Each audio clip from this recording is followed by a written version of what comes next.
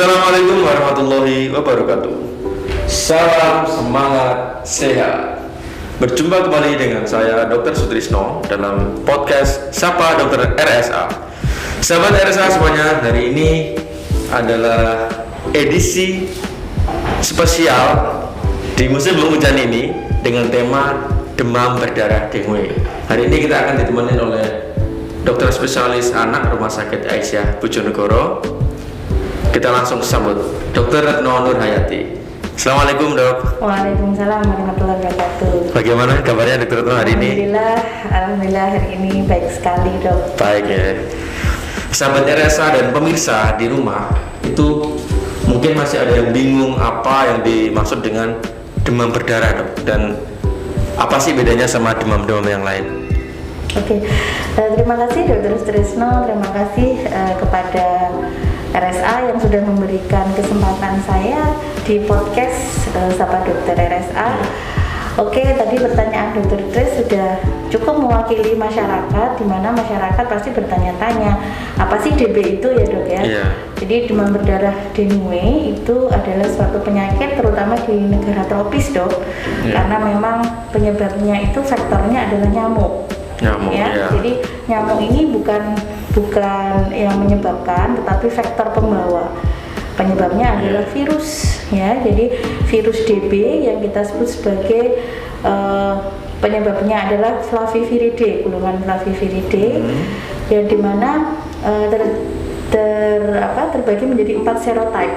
Jadi ada DEN 1, DEN 2, DEN 3, dan 4. Ada 4 virus serotype-nya. Nah, itu akan memindahkan virus itu bisa berkembang biak di tubuhnya nyamuk. Nah, ketika nyamuk itu menggigit manusia sebagai hostnya, maka virus itu akan berkembang dan terjadilah infeksi dengue. Jadi teman-teman, ternyata demam berdarah itu disebabkan oleh virus dengue ya, bukan nyamuk. Nyamuk itu hanya yang sebagai perantara saja. Baik dok, ada pertanyaan lagi dok. Nah, Dokter Retno kan sebagai spesialis anak dok ya. Jadi benar nggak sih dok, anak-anak itu lebih beresiko untuk terkena demam berdarah dibandingkan orang dewasa? Ya betul. Dan kita pasti akan lebih ngeri ya dok ya kalau ada DB menyerang anak-anak ya. Insidensi terkena anak-anak untuk DBD memang lebih besar dibandingkan dewasa, karena memang sistem imun dari anak-anak memang belum sempurna. Sehingga itu yang menyebabkan kenapa sih kok DB pada anak-anak sangat banyak dan bisa jatuh ke kondisi yang berat. Terutama usia-usia antara 4 sampai 15 tahun dok. Banyak kasusnya. Jadi betul ya, anak-anak lebih mudah untuk terinfeksi demam berdarah ini dibandingkan orang dewasa ya. Ya, dan ini angka MRS ya dok, atau angka masuk rumah sakit atau orang awam sebut opnam itu memang lebih banyak pada anak-anak. Karena anak-anak itu satu nggak bisa ngeluh ya dok.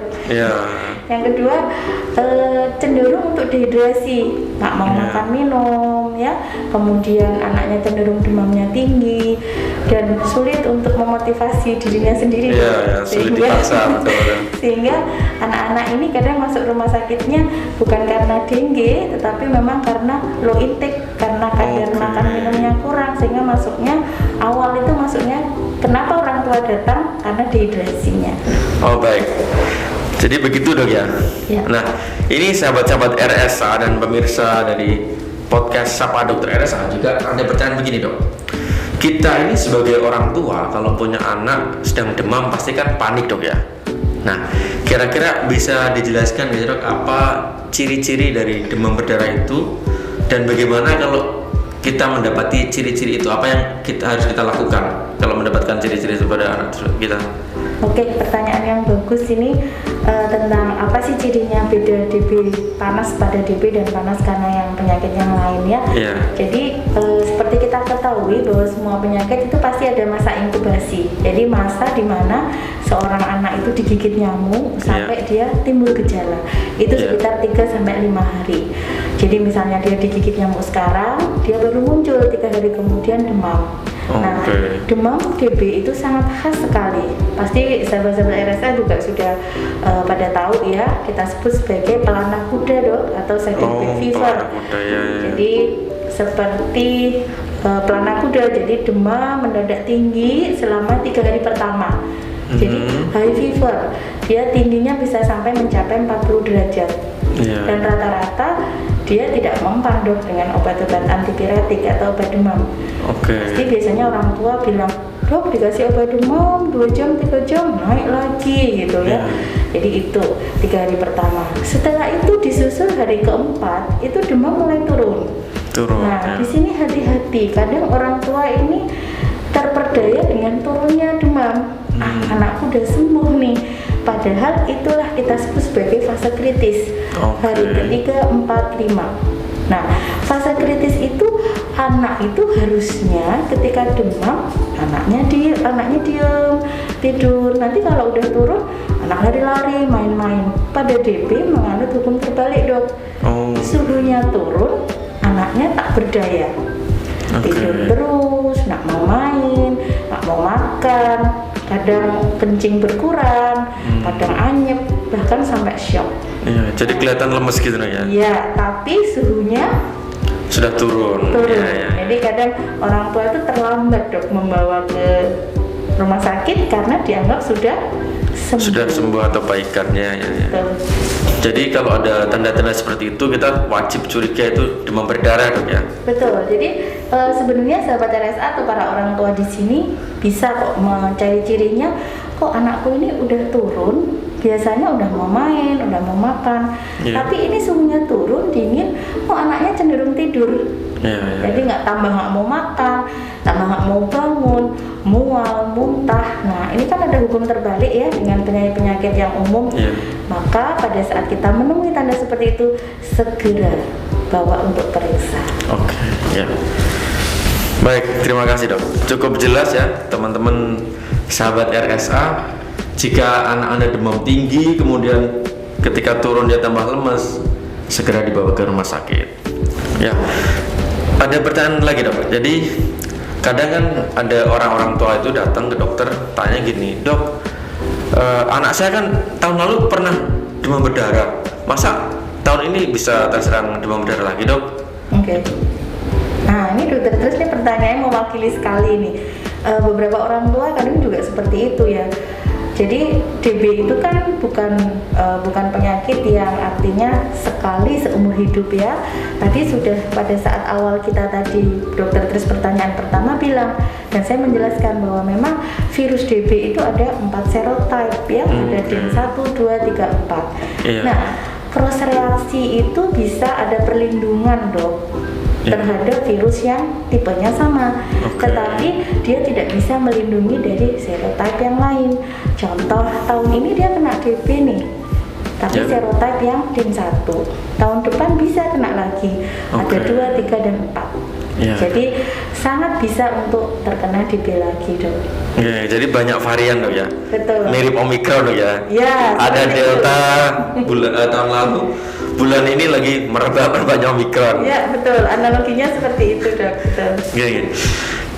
Terus ada pertanyaan lagi dok. Jadi ada pasien datang nih demam, ibunya curiga dia tuh demam berdarah, tapi demamnya sudah 3 hari ya di rumah dok.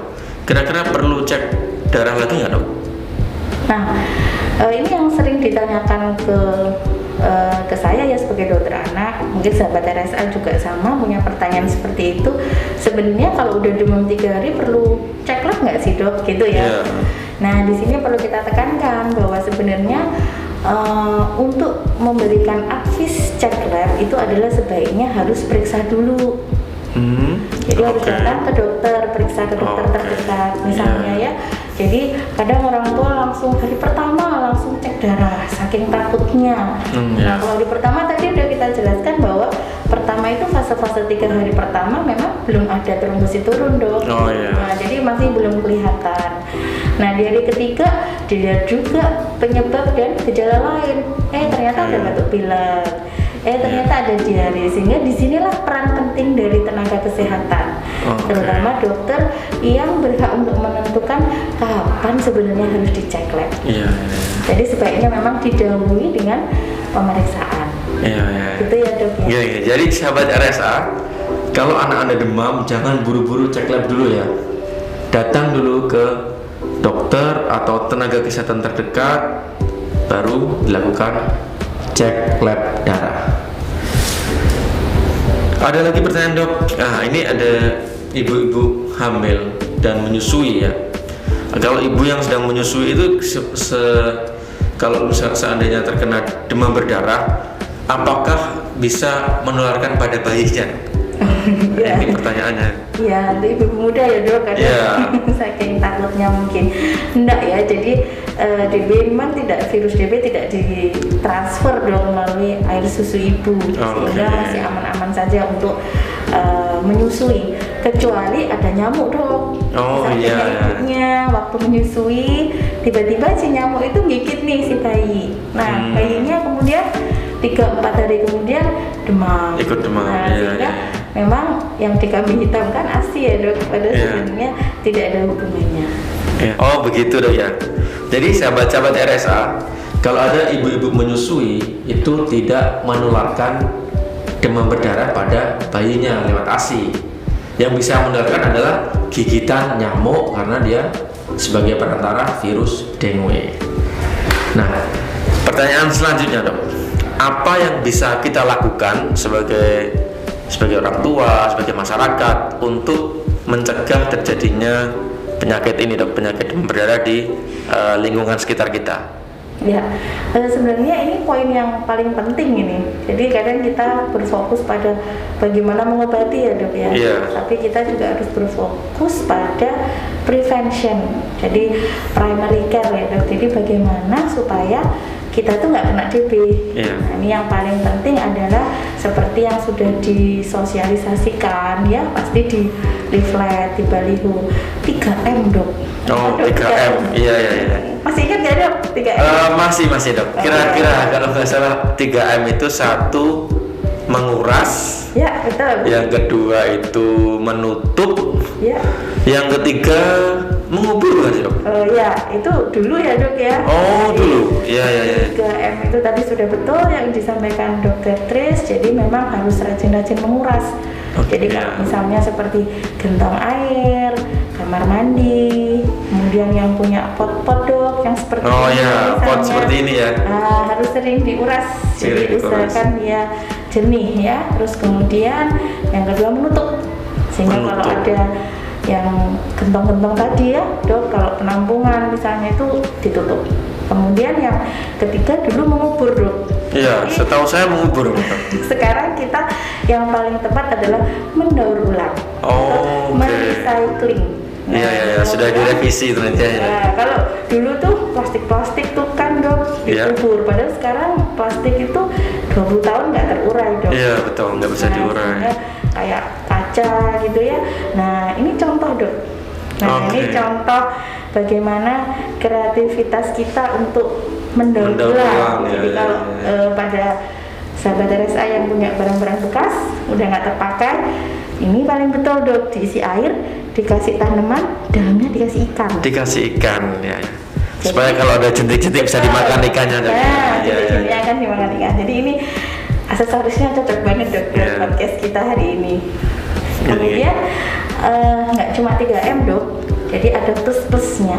Jadi plus-plusnya ini salah satunya menggunakan repellent. Ya, pada anak-anak itu kan kadang nyamuk itu suka terbangnya pagi sama sore. Nah, pagi itu kan anak-anak sekolah ya dok. Jadi jangan lupa memberikan lotion, spray atau apapun yang sifatnya nyamuk nggak suka dok.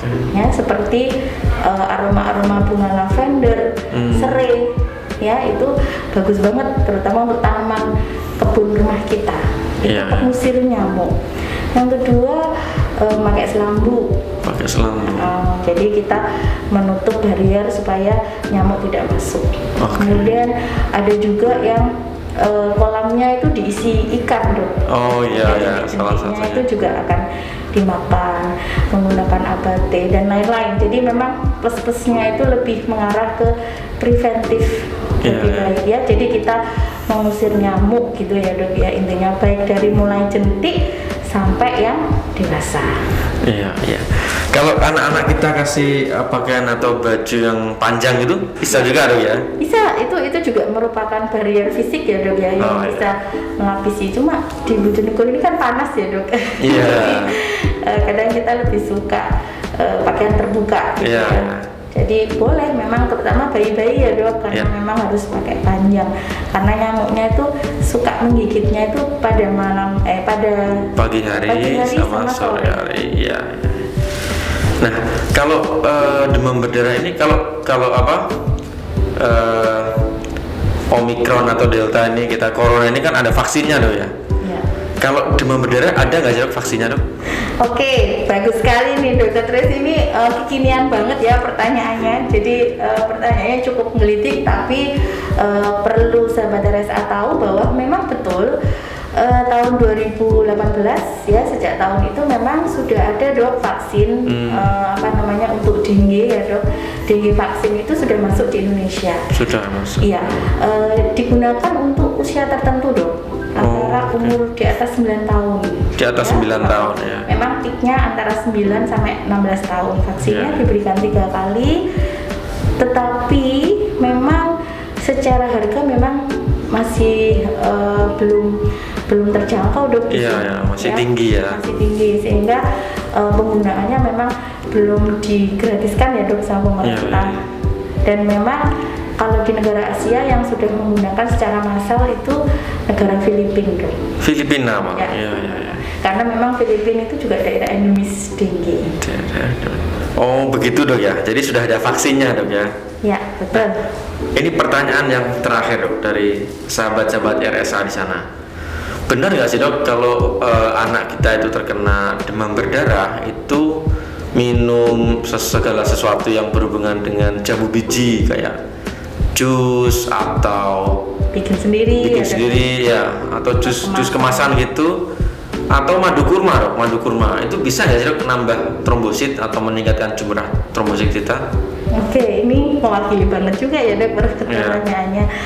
Memang hampir di setiap meja pasien tuh dok ya, kalau kita visita pasti ada jus jambu merah ya dok sama sari kurma.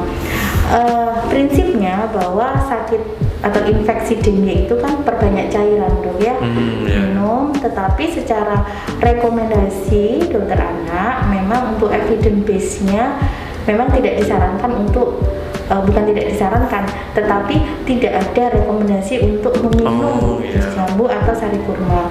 Penelitiannya masih terbatas dok, sehingga mau minum jus apa aja boleh kok dok. Melon kesukaannya apa aja boleh ya. Jadi tidak ada rekomendasi khusus, yang penting perbanyak asupan cairan. Jadi belum terbukti dok ya? Iya, belum terbukti secara evidence-nya levelnya belum tinggi. Yang terpenting perbanyak asupan cairan.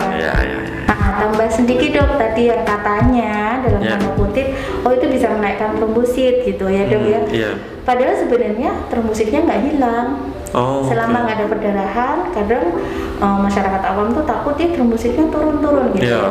Mau turun sebanyak apapun, selama tidak ada perdarahan, trombositnya aman dok. Aman. Ya, memang pada saat patofisiologi infeksi DB itu kan memang ada disfungsi dari trombosit. Salah satunya kan agregat ya dok ya. Saling nempel ya.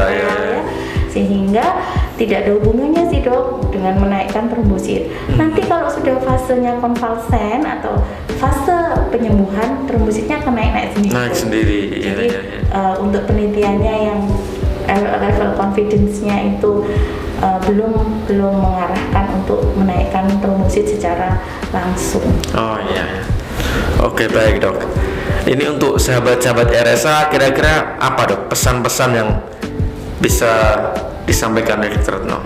Oke, terima kasih Dr. Tes. Jadi take home message-nya atau pesan yang bisa saya sampaikan di sini bahwa DB atau dengue fever atau infeksi dengue itu penyebabnya adalah virus ya, dan nyamuk merupakan faktor kembangannya. Yang kedua, kenali ciri-ciri demam karena DB.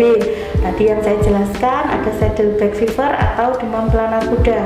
3 hari pertama demam tinggi, kemudian mengalami penurunan di hari ke 4, 5, 6. Hati-hati kalau ada tanda-tanda kita sebut sebagai tanda bahaya atau warning sign seperti anak ngantuk, lemes, anyep, mual muntah, nyeri perut hebat, bahkan sampai syok, maka segeralah ke rumah sakit. Kemudian jangan lupa yang paling penting adalah bagaimana cara mencegah supaya tidak terkena DB dengan 3M dok tadi ya, dan ada plus-plusnya. Mungkin itu dok yang bisa saya sampaikan untuk hari ini. Ya, baik, terima kasih Dr. Retno yang disampaikan cukup jelas sekali. Sahabat RSA, demikian podcast Sapa Dr. RSA kita hari ini. Jangan lupa nantikan episode selanjutnya yang tentunya dengan tema yang lebih menarik. Saya Dr. Sutrisno undur diri. Assalamualaikum warahmatullahi wabarakatuh. Salam semangat sehat.